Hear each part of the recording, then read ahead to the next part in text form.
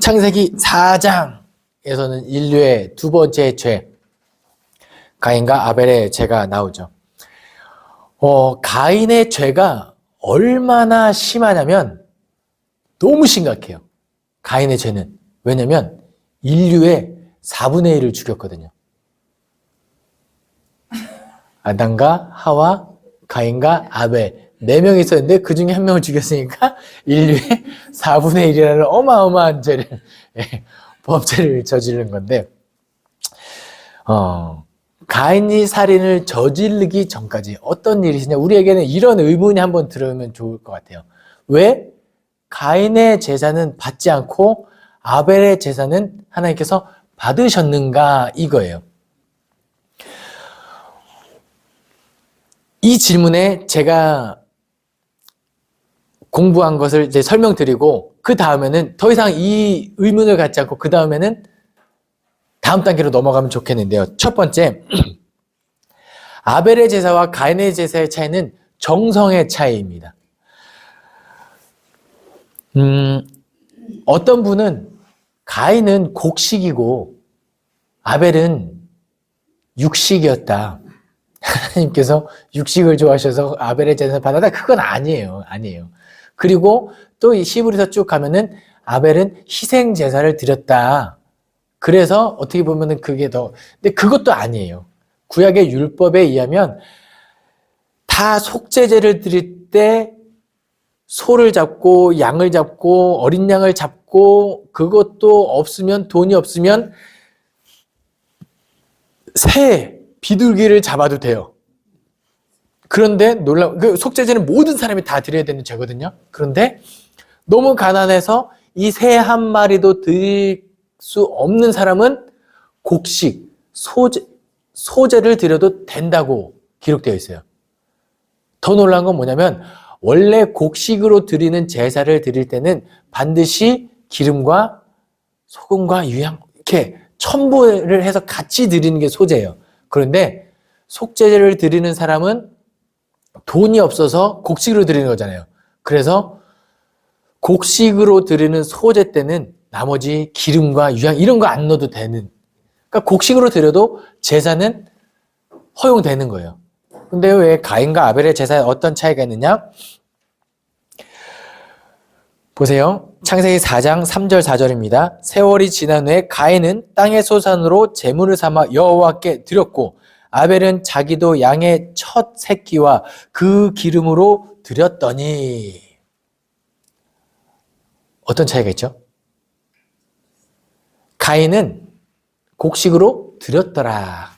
끝이에요. 간단하죠?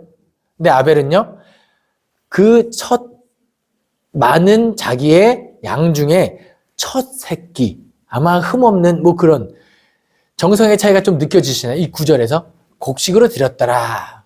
그게 어떤 곡식인지 몰라요. 그냥 곡식 갖다가 드리기만 하면 되는 거예요. 형식만 남은 제사라는 거죠.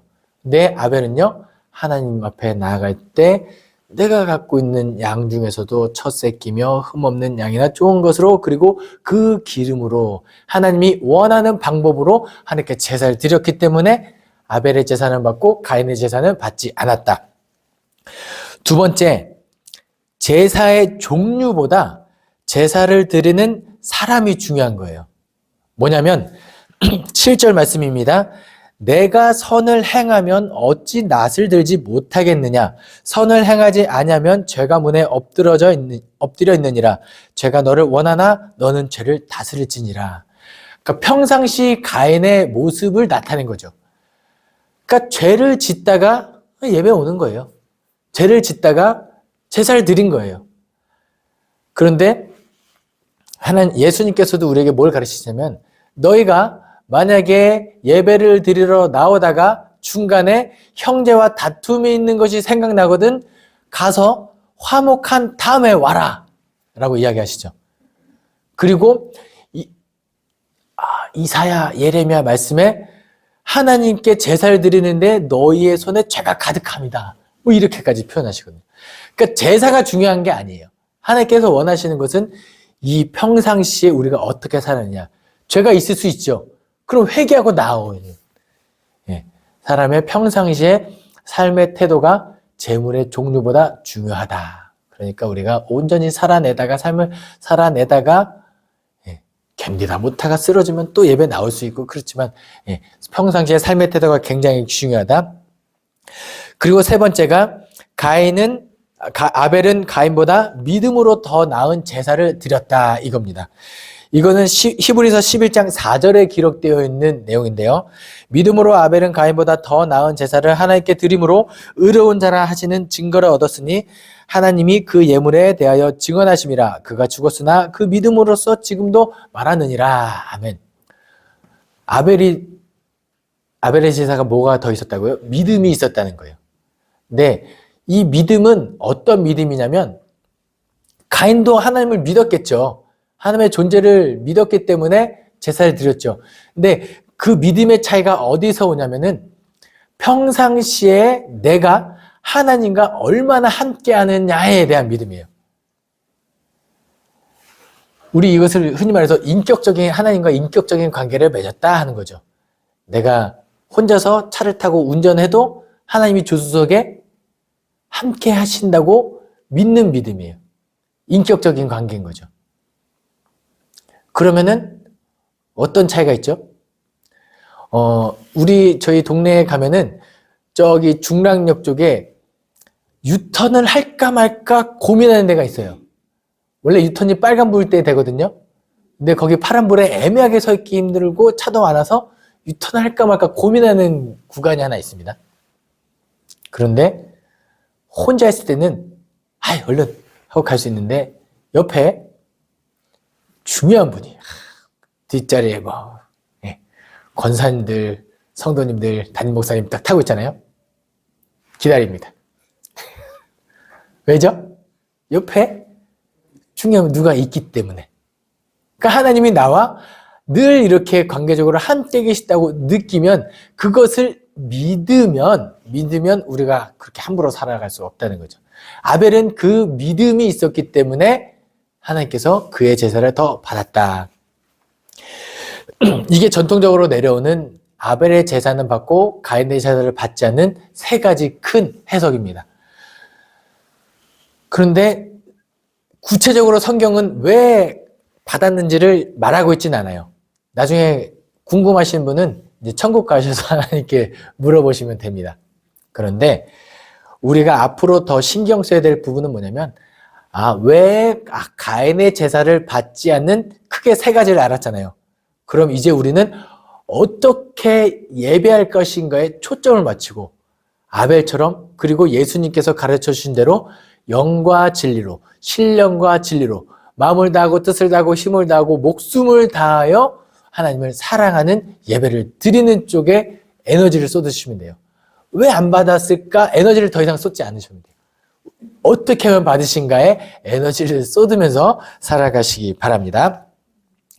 다음 창세기 5장입니다. 창세기 5장이 드디어 첫 번째 톨레도트 이야기 단락이 끝나죠. 뭐냐면 창세기 5장 1절에 이것은 아담의 계보를 적은 책이니라. 하나님이 사람을 창조하실 때 하나님의 모양으로 지으시되 하면서 아담의 족보가 쭉 나열되어 있는 게 보이시죠?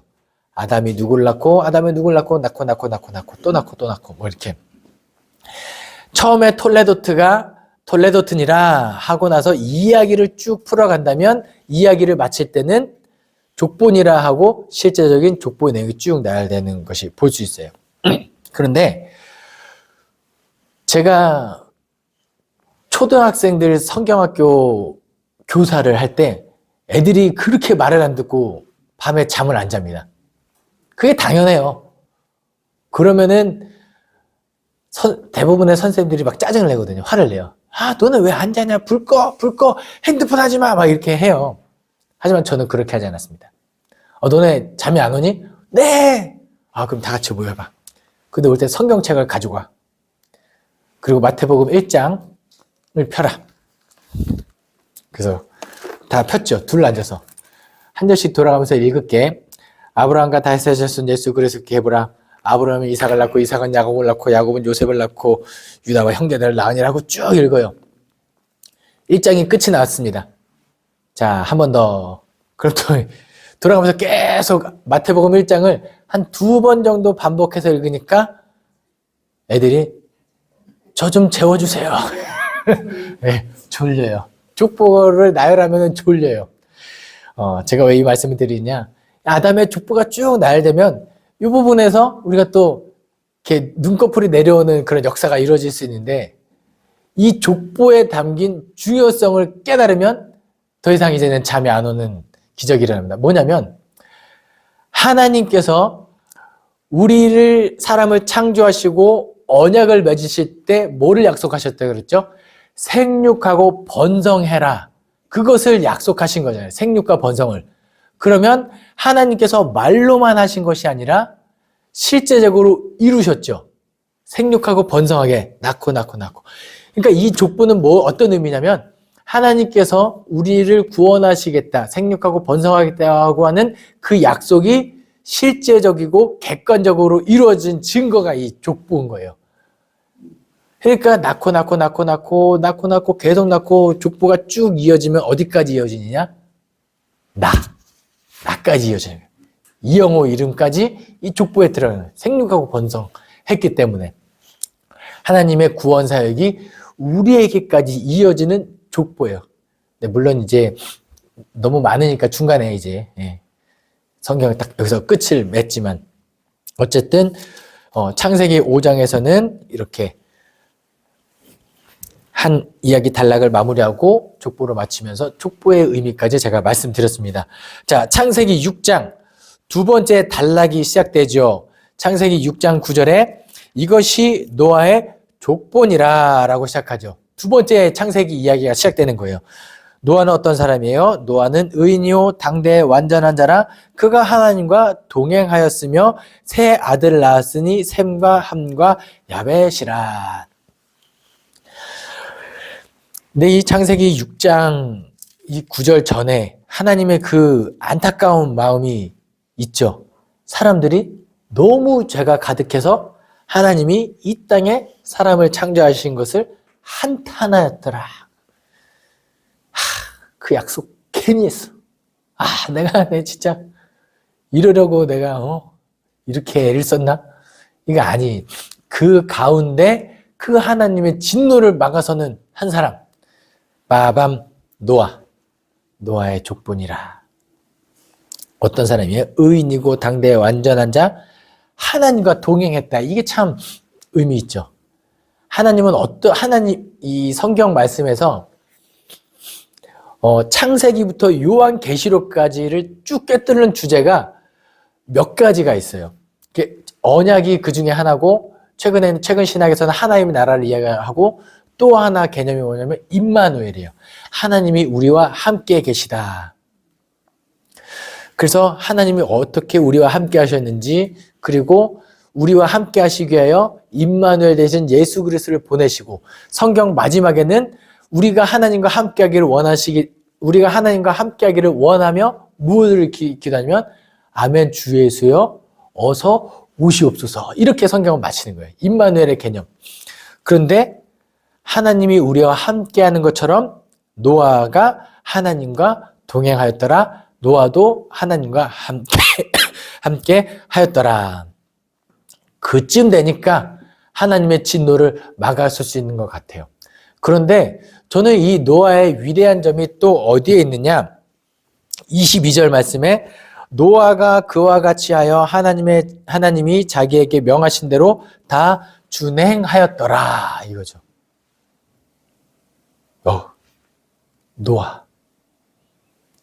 노아에게 뭘 명령하셨죠? 배를 만들어라. 방주를 만들어라. 엄청 큰 배를 만들어라. 어디에다가요?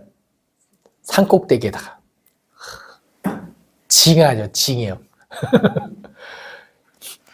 제가 한라산에 간 적이 있는데요. 너무 계단이 많은 거예요. 계단 지옥에 한라산 가지 마세요. 한라산 가지 마세요. 근데 무슨 생각이 들었냐면 아니 그냥 내 몸 하나 가지고 올라가기만 해도 이렇게 힘든 이곳에 이 계단에 물자를 가져온 사람들은 얼마나 힘들었을까 이 생각이 들었거든요. 근데 노아가 지금 혼자 그걸 하고 있는 거예요. 산 꼭대기에 그 방주 만드는 재료를 뭐 하나님께서 뭐 갖다 주셨겠어요? 그건 그럴 수도 있겠지만 모르겠어요. 어쨌든 산 꼭대기에다가 노아야 만들어라. 어쩌면 노아 입장에서는 차라리 죽여주십시오 하고 싶었을 수도 있어요. 너무 힘들어. 그런데 노아가 그 하나님의 명령을 다 행하였더라, 다 준행하였더라 하는데 유대 전승에 따르면 최대 노아가 몇 년 동안 방주를 만들었다고 알고 계시나요? 120년. 예. 이게 분분해요, 약간은. 예. 그런데 유대 전승에 따르면, 그리고 성경을 좀 이렇게 해석하다 보면 120년이 최대 연수. 예. 120년 동안 만드는 거예요. 놀랍죠? 예. 그 기간 동안에, 1년이 지난 동안에 비가 한 방울도 안 내리면 안 오는 거 아닌가?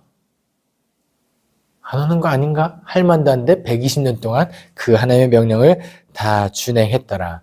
그런데 이 120년의 시간은 또 어떤 의미를 담고 있냐면 하나님께서 참으시는데 끝까지 참으시는, 길이 참으시는, 이 땅에 악이 가득하지만 심판하고 싶지 않은 그 하나님의 마음이 자그마치 120년 동안 안 하고 싶다, 안 하고 싶다. 지금이라도 돌아왔으면 좋겠다. 내가 비록 한탄했지만 돌아오면 좋겠다라고 참으시는 하나님의 마음이 120년에 담겨져 있다는 것도 기억하시면 좋겠습니다. 그리고 나서 드디어 비가 내리고 비가 40주야를 내리면서 다 쓸어버리겠다고 말씀하시고 노아는 창세기 7장입니다. 7장 5절에 또 노아가 여호와께서 자기에게 명령하신 대로 다 준행하였더라. 방주에다가 짐승을 모으고 그 하나님의 명령을 다 지켜 행하였더라. 노아가 진짜 엄청난 사람이에요. 보통 사람이 아닙니다. 근데 우리도 보통 사람이 아닐 수 있어요.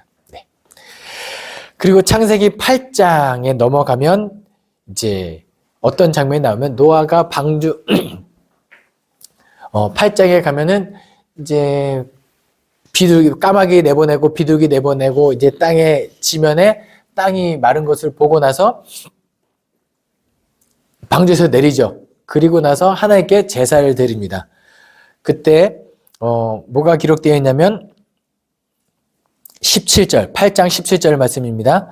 너와 함께한 모든 혈육 있는 생물 곧 새와 가축과 땅에 기는 모든 것을 다 이끌어내라. 이것들이 땅에서 생육하고 땅에서 번성하리라 하시매. 이 뭐죠? 하나님께서 그 한탄하시고 지면의 모든 것을 다 쓸어버렸을지라도 여전히 하나님께서는 언약을 기억하고 계시다. 그리고 노아가 번제를 드리죠. 20절에 번제를 드립니다. 참 이 번제물의 제물은 되게 불쌍하죠. 가까스로 그 방주의 엄청난 재앙을 피했는데 제물대에서 죽어버렸어요.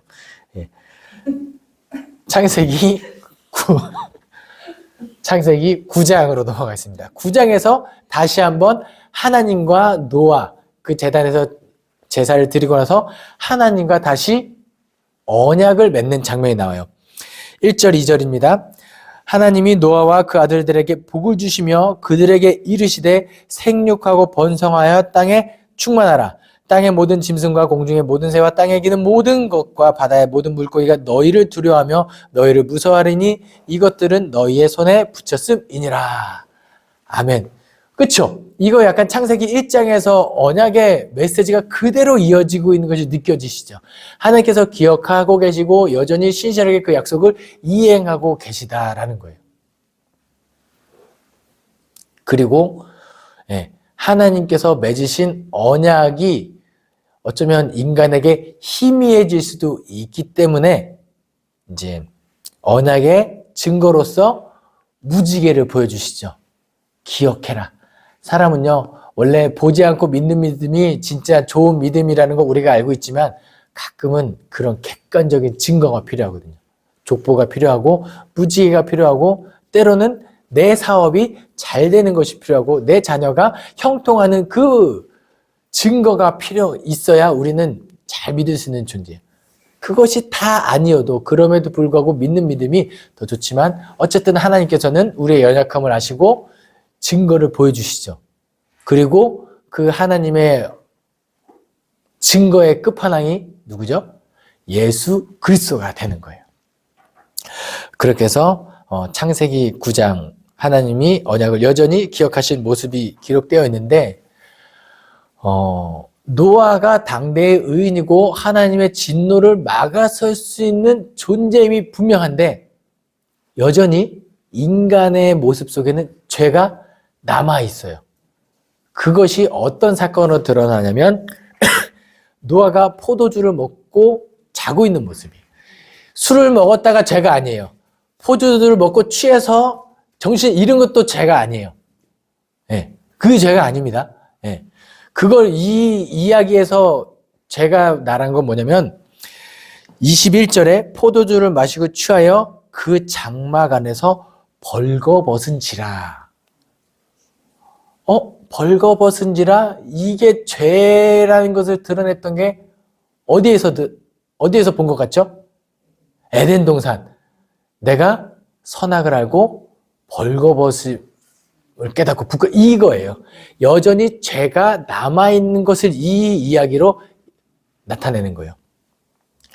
그런데 그 중에 함이라는 아들이 22절입니다. 가나안의 아버지 함이 그의 아버지의 하체를 보고 밖으로 나가서 그의 형제에게 알림해. 그러니까 그 함이 아버지가 하체를 드러내고 벌거벗은 모습을 보고 이것을 같이 부끄러워했거나 아니면은 아버지의 어떤 그런 모습을 어떤 그런 행동에 취하였지만 나머지 두 아들은 어떻게 하죠? 아버지의 하체를 보지 않고 뒤꿈치에서 그걸 덮어주죠.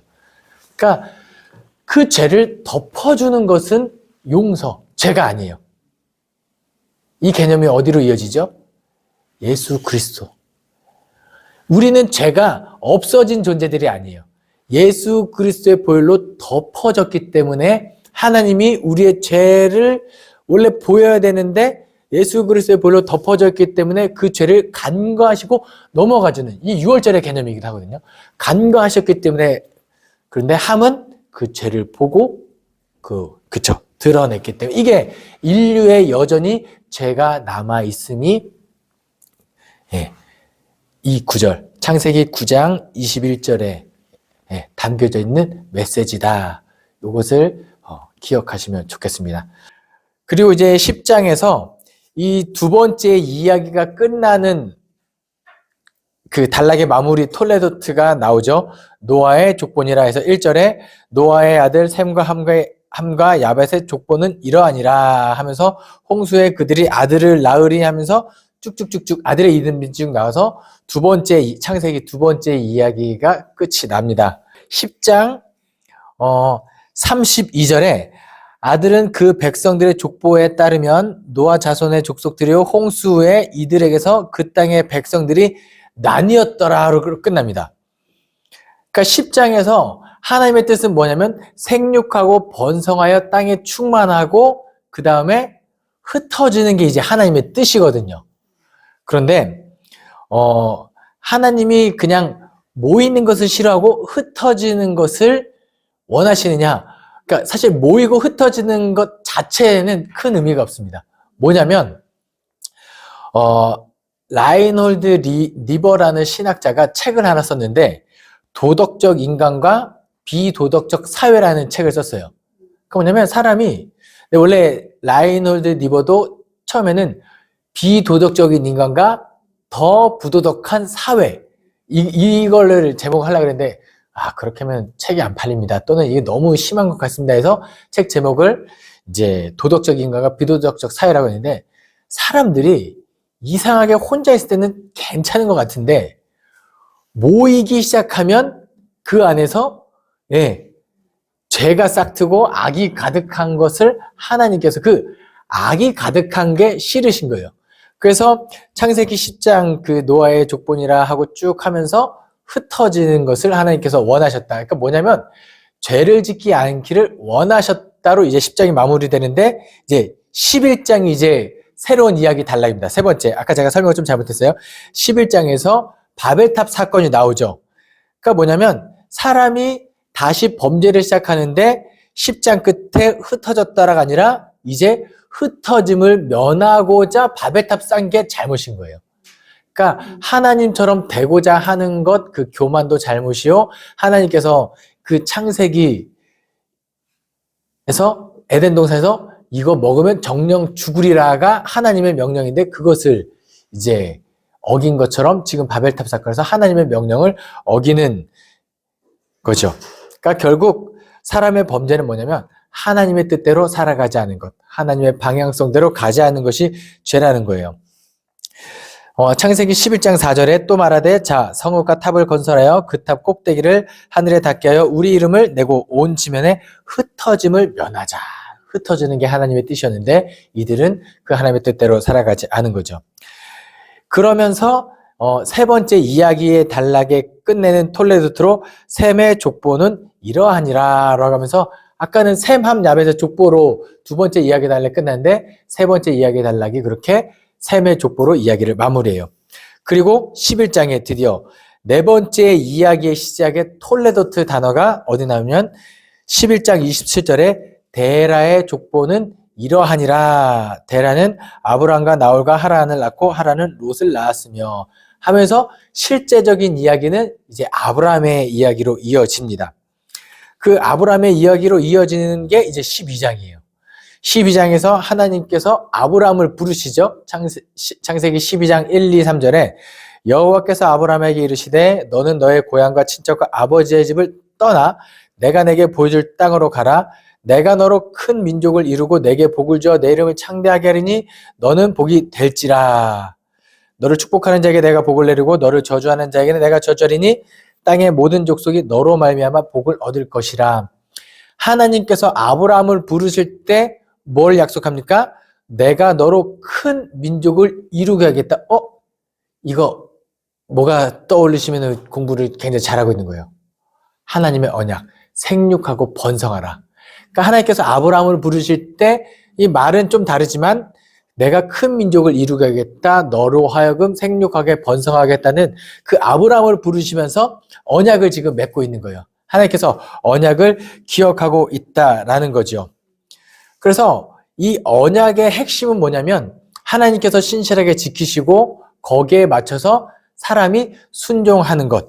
아담이 순종하였고 노아가 순종하였고 아브라함이 진짜 아무것도 없거든요. 하지만 내가 보여주고 지시할 땅으로 가라. 알겠습니다. 내가 그 언약을 믿고 희미하지만 갈 바를 알지 못하지만 내가 가겠습니다 하는 것이 굉장히 중요하다는 거예요. 아브라함이 하나님과 언약을 맺은 후에 어떤 행동을 하느냐? 12장 7절 8절이에요. 여호와께서 아브라함에게 나타나 이르시되 내가 이 땅을 내 자손에게 주리라. 그리고 여호와께서 그가 그곳에서 제단을 쌓고 거기서 베델 동쪽 산으로 옮겨 장막을 치니 서쪽은 베델이요 동쪽은 아이라. 그가 그곳에서 여호와께 제단을 쌓고 여호와의 이름을 부르더니. 하나님께 언약을 맺고 제단을 쌓고 제사하고 하나님의 이름을 부르고 하나님께 예배하는 것, 그것이 언약 맺은 백성의 응당, 올바른 행동임을 이제 창세기 12장 아브라함을 부르시면서 우리에게 알려주는 내용이 되겠습니다. 그리고 창세기 13장에서 이제 그 롯과 아브라함 사이에서 좀 사실 아브라함과 롯보다는 그들의 목자들 간의 다툼이 일어나죠. 서로 목축을 해야 되는데 이 땅이 너무 한정된 거예요. 먹을 게 그 가축들이 먹을 양식이 부족하니까 우리가 자꾸 다툼이 나니까 우리끼리 이럴 필요 없다. 흩어지자 하면서 롯에게 네가 우하면 내가 좌하고 네가 좌하면 내가 우하겠다 했는데 롯이 눈을 들어본즉 소돔과 고모라 땅이 좋게 보여 그걸로 갔죠. 갈 수 있어요. 갔습니다. 그 후에 롯이 아브라함을 떠난 후에 아브라함이 무엇을 하느냐? 창세기 13장 14절부터 18절까지 롯이 아브라함을 떠난 후에 여호와께서 아브라함에게 이르시되 너는 눈을 들어 너 있는 곳에서 북쪽과 남쪽 그리고 동쪽과 서쪽을 보라. 보이는 땅을 내가 내 자손에게 주리니 영원히 이르리라. 내가 내 자손의 땅에 티끌같이 하리니 사람이 땅에 티끌을 능히 셀 수 있을진데 내 자손도 세리라 하면서 그 생육하고 번성하라 하는 그 약속을 다시 한번 언급하세요. 내가 어디로 가든지 내가 함께 하겠고 동서남북 어디에 있든지 생육하고 번성하는 그 약속을 내가 지키겠다. 이 약속을 하나님의 언약의 말씀이 들리면 어김없이 17, 18절에 여호와를 위하여 제단을 쌓았더라. 아브라함이 하나님의 언약을 기억하고 순종하고 그곳에 또 예배하는 모습을 볼 수 있습니다. 그리고 창세기 이제 14장으로 넘어가죠. 창세기 14장에서는 참 아브라함이 속도 좋은 것 같아요. 소돔과 고모라를 선택해서 간 이 롯의 소식을 어떻게 들었는지 롯의 위기 소식을 듣고 그를 구하러 가죠. 그 여차저차해서 롯을 구하고 돌아오는 길에 누구를 만나느냐? 살레망 멜기세덱을 만나요. 이 멜기세덱이라는 사람의 이름을 좀 주목해서 볼 필요가 있습니다. 그 사람에게 아브라함이 10분의 1을 바칩니다. 11조를 하죠. 그러니까 어떻게 보시면 되냐면 멜기세덱이 높을까요? 아브라함이 높을까요? 멜기세덱이 높죠. 그렇죠. 아무래도 바쳤고 멜기세덱이 아브라함의 축복하니까 이 개념이 왜 나중에 신약 성경 때 한번 기억나시면 아주 대단하신 분들이실 거예요. 왜냐하면 그렇죠. 멜기세덱 반짝에 따르는 것도 있고 믿음이 먼저냐 행함이 먼저냐 이 차원에서 아브라함이 먼저 믿었고 이 약속이 언약이 먼저였다. 율법이 먼저 아니다. 그런 측면에서 계속 이 이야기가 이루어지거든요. 그래서 14장 18절에 살레망 멜기세덱이 떡과 포도주를 가지고 나왔으니 그는 지극히 높으신 하나님의 제사장이었더라 라고 하면서 나중에 히브리서에 가면은 예수님을 어떤 존재로 묘사하냐면 우리에게 대제사장이신 예수 그리스도 새 언약의 중보자이신 대제사장이 있다. 이 대제사장은 레위의 반차를 따르지 않고 유다 가문, 레위 가문, 야곱 이스라엘의 가문의 혈통에서 나오지 않고 그 멜기세덱의 반차를 따르는데 그가 누구냐는 거예요. 근데 보면은 여기 족보도 없고 도대체 알 수 없는 그냥 멜기세덱의 반차가 그냥 이분이 멜기세덱 자체가 그 하나님이시다라고까지 여겨질 정도로 그 예수님이 멜기세덱의 반차를 따른다. 그리고 축복하죠. 14장에서는 이렇게 멜기세덱까지만 기억하시고 읽으시면 되겠습니다. 그 다음에 이제 15장은 아브라함이 하나님과 언약을 또 맺습니다. 생육하고 번성하여 땅에 충만하라 이건데요. 여러분 혹시 이런 말을 기도할 때 이런 말을 들어본 적 있을 거예요. 아브라함 하나님, 이삭의 하나님, 야곱의 하나님. 이 구절이 약간 익숙하시죠? 근데 요셉의 하나님은 그런 말을 들어본 적이 별로 없죠. 아브라함 하나님, 이삭의 하나님, 야곱의 하나님, 요셉의 하나님까지 가면 어색해요. 그 이유는 뭐냐면 성경책에 하나님과 직접 언약을 맺은 사람이 아브라함, 이삭, 야곱까지예요. 요셉은 그 언약장에 안 나옵니다. 그래서 이 언약 맺은 장면이 나오는데 창세기 15장 4절에서 11절까지 이제 하나님께서 아브라함을 불러내셔서 이제 누구죠? 그 아브라함의 남종이었던 엘리에셀이 내 상속자입니다. 그러니까 아니다. 그 사람이 네 상속자가 아니라 네 몸에서 날 내 씨가 네 상속자가 될 거다 하면서 그 밖으로 데리고 나와서 증거로 언약의 증거로 뭘 보시느냐? 뭇별을 봐라 이렇게 말씀하세요. 노아 때는 언약의 증거로서 무지개를 보여주셨고 지금 아브라함에게는 뭇별을 보여주시면서 이렇게 내가 많게 하겠다. 그러면서 하나님께서 뭘 언약식을 체결하시는데 여기서 횃불 언약이라고 하는 언약식을 체결하거든요. 하나님께서 아브라함에게 그 솔개 한 마리, 그 산비둘기 한 마리를 비둘기를 가져가라. 산비둘기, 집비둘기 뭐 이렇게 가져와라 해서 그 짐승을 반으로 쪼갭니다. 이 언약의 의미가 뭐냐면 그 당시 사회에서는 사람과 사람이 언약을 맺을 때 짐승을 반으로 가릅니다. 그리고 언약 맺는 사람들끼리 서로 그 사이를 지나가요. 그게 어떤 의미를 갖고 있냐면 우리가 서로 약속한 이것을 지키기로 다짐합시다. 만약 어길 시에는 우리가 반으로 가른 이 짐승처럼 어긴 사람도 반으로 갈라서 죽이겠다 할 정도로 언약의 엄중함을 나타내는 의식이 이 의식이거든요. 그런데 재밌는 건 뭐냐면 분명히 아브라함과 하나님과 언약을 맺는 횃불 의식인데 15장 17절에 해가 져서 어두울 때 연기 나는 화로가 보이며 타는 횃불이 쪼갠 고기 사이로 지나더라 라고 기록하고 있어요. 횃불은 지나는데 아브라함은 지나가지 않아요. 그러니까 뭐냐면 이거 굉장히 하나님께서만 하나님이 나는 반드시 지키겠다라는 하나님의 의지를 보여주는 장면이기도 합니다. 참 아브라함뿐만 아니라 그 이후에 많은 사람들이 이게 분명히 하나님과 언약을 맺었음에도 불구하고 죄를 짓고 막 했지만 그럼에도 불구하고 여전히 살아있는 이유는 하나님께서 예수 그리스도를 보내시기까지 우리를 구원하시고 살리신 이유는 하나님의 이 횃불 예식에 대한 그 의지가 있기 때문에 우리를 살리신 거예요. 하나님께서 그만큼 언약을 성실하게 지키셨다라고 보시면 되겠습니다.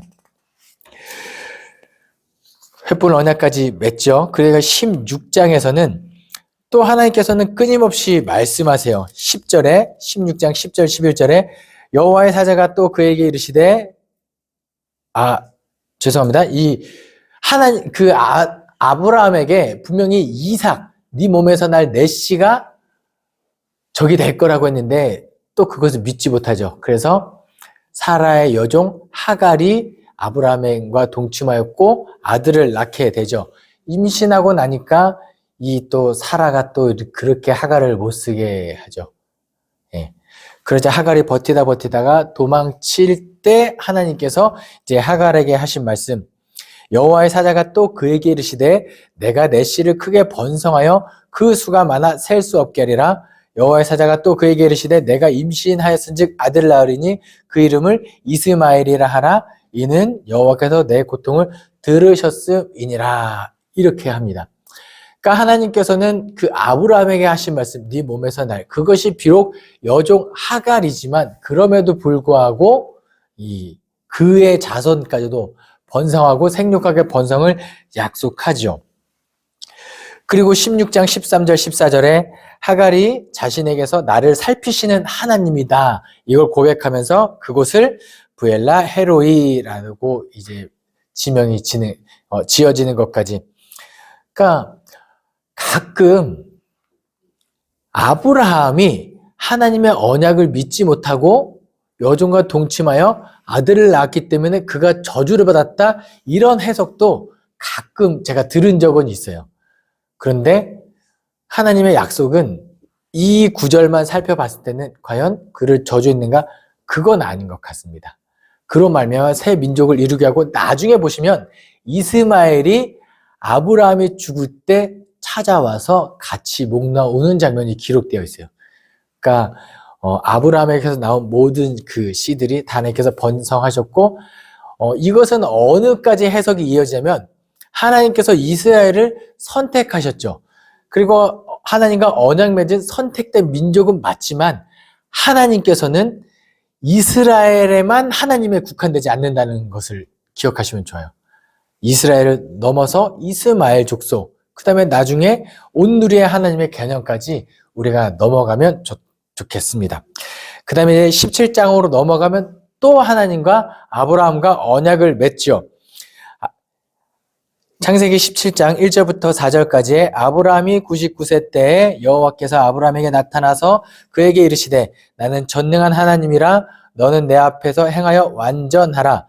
내가 내 언약을 너와 너 사이에 두어 크게 번성하게 하리라 하시니 아브라함이 엎드렸더니 하나님이 또 그에게 말씀하여 이르시되 보라 내 언약이 너와 함께 있어. 이 임마누엘의 개념이 또 나옵니다. 내가 너와 함께 있으니 너는 여러 민족의 아버지가 될지라.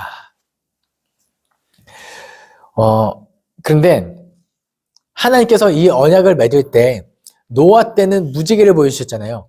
그 다음에 언약 때는 횃불, 무뼈를 보여주시고, 그 다음에 언약을 잘 지킬 수 있도록 하나님께서 그 횃불을, 쪼개진 지역으로 하나님께서 지나가시는 걸 보여주셨잖아요. 그러니까 철저하게 내가 잘 지키겠다고 하나님의 의지를 드러낸 장면이었다면, 이 17장에서는 이제 하나님과 인간이 언약 맺은 백성으로 사람이 해야 할 의식을 하나님께서 알려주시죠. 그게 뭐냐면 할례입니다. 나와 언약 맺은 백성이냐? 나와 언약을 정말 맺기를 원하냐? 그러면 그 언약의 징표로 할례를 행해라. 그러니까 이스라엘 민족에게는 이 할례 예식이 구원하고 직결될 만큼 아주 중요한 예식이에요. 그래서 나중에 신약 시대에 이제 갈라디아서에 가면은 이제 할례를 한 해, 만해, 할례, 말례 뭐 이렇게 해가지고 이제 굉장히 논쟁이 심해지는데 결국은 이제 사도 바울과 예루살렘 공회를 통해서 아니다. 이제 할례가 율법이 중요한 것이 아니라 하나님을 믿음으로 말미암아 그리고 목피에서 우상 뭐 이 몇 가지만 제외하고는 우리의 멍에를 이방인에게 지게 하지 말자 하면서 더 이상 할례가 구원과 직결되지 않는 것을 땅땅땅 선포하는. 그런데 그 전까지는 할례가 굉장히 중요한 거예요. 왜냐? 내가 할례를 행함으로 내가 구원받았음을 이제 눈에 보이는 객관적인 실체가 거기서 드러나기 때문이거든요. 제가 아까 전에 있던 강의에서도 말씀드렸는데 사람은요 보지 않고 믿으면 훨씬 좋은데 그게 참 믿음인데 우리는 늘 그렇지 못하거든요. 때로는 뭔가 말씀을 통해서 은혜를 보여주시거나 내 자손이 잘 되거나 형통하거나 사회 번창하거나 내가 이 어떤 눈에 보이는 내가 하나님을 잘 믿었더니 잘 되었더라. 때로는 시험하기 위해서 시험이 올 때도 있지만 그래도 한 번씩 객관적인 증거가 우리에게 필요한데 그것을 지금 주신 거예요. 이거는 하나님 입장에서 좋은 게 아니라 사람의 입장에서 좋은 거예요. 아, 내가 하나님과 언약 맺은 백성이구나. 그래서 창세기 17장 10절에 너희 중 남자는 다 할례를 받으라. 이것이 나와 너희와 너희 후손 사이에 지킬 내 언약이니라. 그래서 이게 신약 성경까지 쭉 이어진다고 보시면 되겠습니다. 그리고 창세기 17장 18절에서 21절까지 이스마엘까지 하나님께서 축복하는 장면이 나옵니다. 그리고 내 언약은 내년 이 시기에 이삭, 새로 태어날 사라에게서 낳을 이삭과 세우리라고 하나님께서 약속하시죠. 그러니까 약속의 개념은 굉장히 중요해요. 나중에 또 사람과 사람과 맺는 언약에 관한 내용도 창세기에 나오니까 그거는 그때 다시 한번 설명드리도록 하겠습니다. 창세기 18장입니다. 이제 이삭이 태어날 때가 됐죠. 그리고 천사들이 찾아와서 이제 이삭이 태어날 거야 했는데 그 말을 듣고 누가 웃냐면 사라가 웃습니다. 그래서 사라가 내가 무슨 약간 실소일 수도 있어요. 그러니까 이삭의 뜻이 뭐냐면 웃음이라는 뜻을 갖고 있거든요. 저는 이삭의 뜻이 두 가지 중의적인 뜻을 저는 갖고 있다고 생각해요. 하나는 사라가 웃었다. 내가 무슨. 그리고 또 하나는 그래도 하나님이 그 이삭을 보여주셨고 그 언약이 정말로 성취된 걸 보고 얼마나 기뻤을까 하면서 그 웃음까지. 어쨌든 뭐 그렇게 내가 하나님을 믿지 못하고 웃었을지라도 하나님이 언약을 지키셨다. 하나님이 나와 언약을 지키셨기 때문에 내가 기쁘다까지 해서 이삭의 웃음은 다양한 이 두 가지 의미를 다 포함하고 있는데 우리가 이 창세기 18장을 보면서 사라가 웃었더라라고 할 때 이 단순히 아유 사라가 믿음이 없었네 라고 이렇게 생각하기보다는 이게 다 우리의 모습입니다. 그러니까 우리가 믿음이 연약하고 하나님께서 분명히 잘 될 거야. 아니면 내가 복주가 내가 어디로 갔는지 너와 함께 하겠다라고 말씀하셨지만 그게 눈에 보이지 않을 때가 있거든요. 그럴 때는 그럼에도 불구하고 사라가 실수했음에도 불구하고 언약을 지키시는 하나님을 묵상하고 네, 내가 지금은 비록 하나님이 보이지 않지만 하나님께서 언약을 성실하게 지키시니 내가 잘 믿겠습니다 하면서 통독하시면 되겠습니다. 그리고 마지막으로 18장 19절 내가 그로 그 자식과 권속에게 명하여 여호와의 도를 지켜 의와 공도를 행하게 하려고 그를 택하였나니 이는 나 여호와가 아브라함에게 대하여 말한 일을 이루려 함이니라. 그러니까 뭐냐면 아브라함을 선택한 목적이 뭐냐면 여호와의 도를 지켜 의와 공도를 행하게 하기 위하여 하나님과 언약을 맺는 거예요. 그러니까 아브라함이 내가 잘 먹고 잘 살기에 나의 만족과 유익을 위하여 하나님과 언약 맺는 것이 아니라 하나님의 의와 도를 이루기 위하여 하나님 나라를 이루기 위하여 우리가 언약 맺고 그 언약을 지켜야 한다는 것까지 이 창세기 18장을 읽으면서 이 마지막에 하나님이 나를 왜 창조하셨는지 나를 왜 여기까지 인도하셨는지 은혜를 주셨는지 기억할 때는 다 여호와의 도를 지켜 의와 공도를 행하게 하려고. 이 의와 공도 그 의는 두 가지 측면이 있거든요. 하나는 온 인류의 구원, 모든 사람에게 공평하게 주어지는 하나님의 의, 구원의 의가 있고요. 또 하나는 뭐냐면 소외된 자를 돌아보는 공의입니다. 그러니까 나 혼자 잘 먹고 잘 사는 것이 하나님이 결코 원하는 뜻이 아니라는 이것까지. 소외된 자를 돌아보는 하나님의 공의의 성취까지 우리가 나아가면 하나님의 언약 맺은 백성으로서 잘 살아갈 수 있을 것 같습니다. 창세기 18장까지 잘 읽으시고 강의를 듣고 읽으시는 분이나 아니면은 읽고 들으신 분들이나 잘 읽고 성경 말씀이 더 깊이 새겨지기를 소망합니다.